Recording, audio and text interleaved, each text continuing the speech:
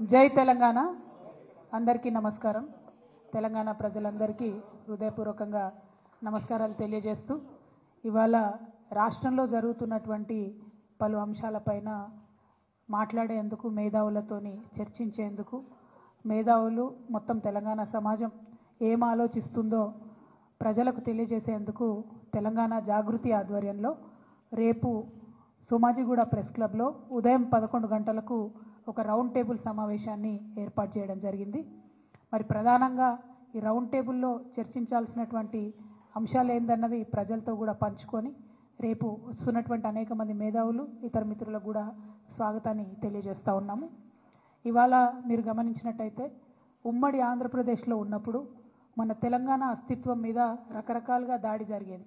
అది మన భాషను అవహేళన చేయడం కావచ్చు, మన యాసను అవహేళన చేయడం కావచ్చు, మన దగ్గర కవులు కళాకారులు లేదనడం కావచ్చు, లేకపోతే మన పాటలు కాకుండా మన పాటలను మరిపించేటటువంటి ఇంకొక పాటలను ప్రభుత్వ వేదికల మీద పాడించడం కావచ్చు, మన పండగలను అవహేళన చేయడం కావచ్చు, మన పండగలకు ప్రాధాన్యత ఇవ్వకపోవడం కావచ్చు, మన దగ్గర ఉండేటటువంటి గంగా జమున తహజీబ్ని అవమానించే విధంగా మాట్లాడడం కావచ్చు.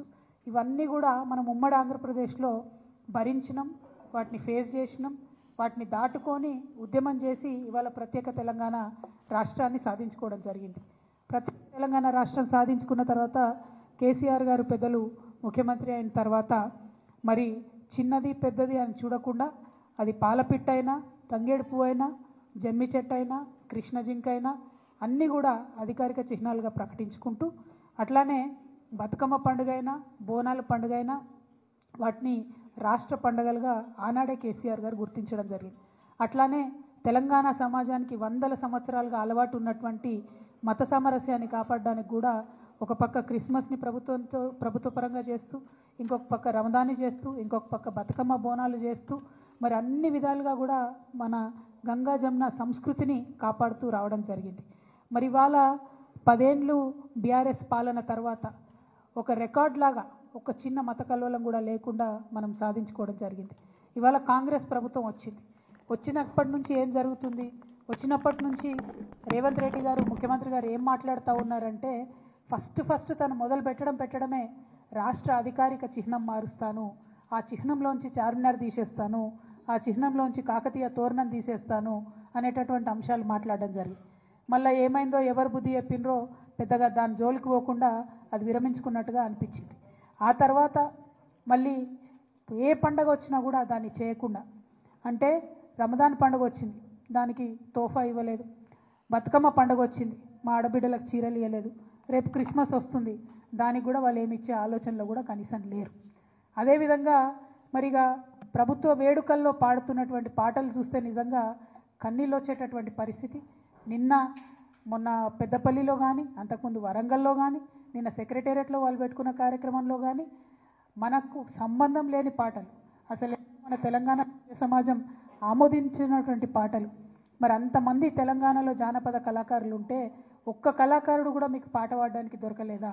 ఒక్క తెలంగాణ గీతం, తెలంగాణ సంస్కృతిని తెలిపేటటువంటి ఒక్క గీతం కూడా ప్రభుత్వ వేదికల్లో ఉండకూడదని మీరు అనుకున్నారా అని ఇవాళ మేము ప్రశ్నిస్తూ ఉన్నాం. మరి వాళ్ళు చేసిన కార్యక్రమం ఏంది? తెలంగాణ తల్లి రూపును మారుస్తామని చెప్పినారు. ఎట్లా మారుస్తారండి? ఎందుకు మారుస్తారు? అసలు ఇవాళ అనేకమైన విగ్రహాలు దేశంలో ఉంటాయి. ఒక్కసారి తెలంగాణ ప్రజలందరినీ కూడా ఆలోచించాలని నేను కోరుతూ ఉన్నాను. గాంధీ గారి విగ్రహాలు పెట్టుకుంటాం మనం ఊరూరా. ఏం జీవం ఉందని పెట్టుకుంటామండి? ప్రేమ ఉంది కాబట్టి, మనసు నిండా గౌరవం ఉంది కాబట్టి పెట్టుకుంటాం. అంబేద్కర్ వారి విగ్రహాలు ఉన్నాయి, ఊరూరా ఉన్నాయి, కోట్ల సంఖ్యలో ఉన్నాయి. ఎందుకోసం పెట్టుకుంటాం? ఎవరన్నా జీవో ఇచ్చిరని పెట్టుకుంటామా? పూలే విగ్రహాలు ఉన్నాయి ఇవాళ, ఎందుకోసం అని పెట్టుకుంటాం? ప్రేమ ఉంది కాబట్టి, గౌరవం ఉంది కాబట్టి పెట్టుకుంటాం. అట్లనే సేవాలాల్ మహారాజ్ విగ్రహాలు పెట్టుకుంటాం. ఎందుకోసం పెట్టుకుంటాం? ఎవరన్నా జీవో ఇచ్చిరని పెట్టుకుంటామా? ఏదైనా ప్రభుత్వం ఆదేశించిందని పెట్టుకుంటామా? ఎందుకోసం అని పెట్టుకుంటాం?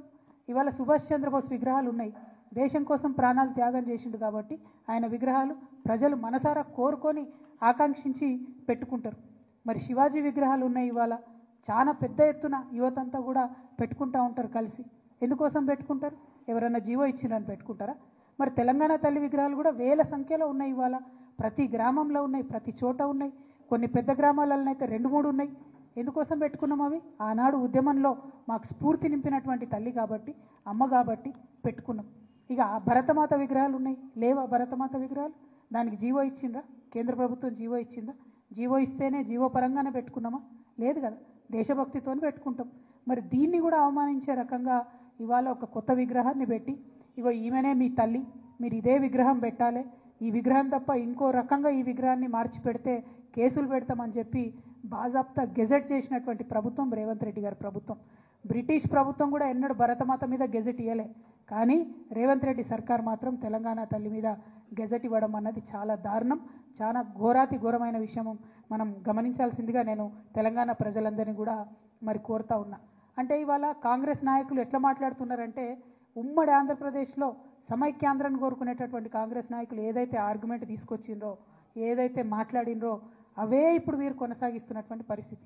అంటే ఒక వింతవాదం, ఒక వితండవాదం, దాని కాంగ్రెస్ వాదం అంటాం మేము, తెలంగాణ వాదం అనం. మీరు కాంగ్రెస్ వాదులు, మీరు తెలంగాణ వాదులు కాదు, ముమ్మాటికి కాలేరు. మీకు ఎప్పటికీ కూడా కాంగ్రెస్ ప్రయోజనాలే ముఖ్యం తప్పితే తెలంగాణ ప్రయోజనాలు ముఖ్యం కాదు. ఈ మాట ఇంకొక విషయం, మనందరం ఎందుకు పోరాటం చేసినాం? నీళ్ల కోసం పోరాటం చేసినాం. ఆదిత్యనాథ్ దాస్ అనేటటువంటి ఒక అధికారి, ఆంధ్రప్రదేశ్లో చీఫ్ సెక్రటరీగా పనిచేసి రిటైర్ అయినటువంటి అధికారి, అక్కడ ఉండి రాయలసీమ లిఫ్ట్ ఇరిగేషన్ నుంచి రోజుకొక టీఎంసీ నీళ్లను తీసుకుపోవచ్చని ఆదేశాలు ఇచ్చినటువంటి అధికారిని తీసుకొచ్చి ఇవాళ మీరు తెలంగాణ రాష్ట్ర ఇరిగేషన్ శాఖలో అడ్వైజర్గా పెట్టిండ్రు. అంటే మీరు ఎవరి ప్రయోజనాలు కోరుకొని పెట్టిండ్రు? మనకు వ్యతిరేకంగా జీవోలు ఇచ్చినటువంటి వ్యక్తి తెలంగాణ రాష్ట్రానికి వచ్చి మన నీళ్లకు సంబంధించి ఆయన ఏం హామీలు ఇస్తాడు, ఏం అడ్వైజ్ చేస్తాడు అన్నది కూడా ఇవాళ ముఖ్యమంత్రి గారు చెప్పాల్సినటువంటి అవసరం ఉంది. అందుకే మేము చెప్తున్నాం, ముమ్మాటికి మీరు కాంగ్రెస్ వాదులే, మీరు తెలంగాణ వాదులు కావు. మీకు మీ కాంగ్రెస్ పార్టీ ప్రయోజనాలు తప్పితే తెలంగాణ ప్రయోజనాలు మీకు పట్టవు. ఇవాళ ఓట్ల కోసం ఎలక్షన్ల సమయంలో ఏం చేసిండ్రండి కాంగ్రెస్ పార్టీ? రేవంత్ రెడ్డి గారు ఎలక్షన్ల కోసం ఏం చేసిండ్రు? వాళ్ళ నాయకులు నాయకురాళ్ళు అందరూ కూడా పెద్ద పెట్టున బతుకమ్మ ఎత్తినటువంటి పరిస్థితిని మీరు గమనించాలి. ఇవాళ శ్రీమతి ఇందిరాగాంధీ గారు మరి తను బతుకమ్మ ఎత్తుకొని తెలంగాణ ప్రజలకు బతుకమ్మను శుభాకాంక్షలు చెప్పినటువంటి వ్యక్తి. తర్వాత శ్రీమతి సోనియా గాంధీ గారు, ఆవిడ బతుకమ్మ ఎత్తుకొని ఆమె తెలంగాణ ప్రజలందరూ కూడా బతుకమ్మ శుభాకాంక్షలు చెప్పారు. ఇదిగోండి మన తెలంగాణలోనే ఎన్నికల ముందు ర్యాలీలో ప్రియాంక గాంధీ గారు, రాహుల్ గాంధీ గారు బతుకమ్మ ఎత్తుకొని తెలంగాణ ప్రజలకు శుభాకాంక్షలు చెప్పారు. తర్వాత ప్రియాంక గాంధీ గారు అద్భుతమైనటువంటి ట్వీట్ చేసిండ్రు. ఏమని చేసిండ్రు? తెలంగాణ ప్రజలందరికీ ప్రత్యేకంగా తెలంగాణ ఆడపడుచులందరికీ బతుకమ్మ పండుగ శుభాకాంక్షలు. ఎందుకంటే 1978లో ఓరుగల్లు మహిళలతో కలిసి మా నానమ్మ శ్రీమతి ఇందిరాగాంధీ గారు బతుకమ్మ ఉత్సవాల్లో పాల్గొనడం ఒక మధుర స్మృతి అని చెప్పి ప్రియాంక గాంధీ గారు చేసినటువంటి ట్వీట్ ఇది. అంటే ఓట్లు ఉన్నప్పుడు మాత్రం మన పండుగలు వనుకొస్తాయి. ఓట్లు ఉన్నప్పుడు బతుకమ్మ తెలంగాణ ప్రత్యేక పండుగని, తెలంగాణ ఆడపడుచులందరికీ శుభాకాంక్షలు చెప్పాలని ఓట్లు ఉన్నప్పుడు గుర్తొస్తాయి.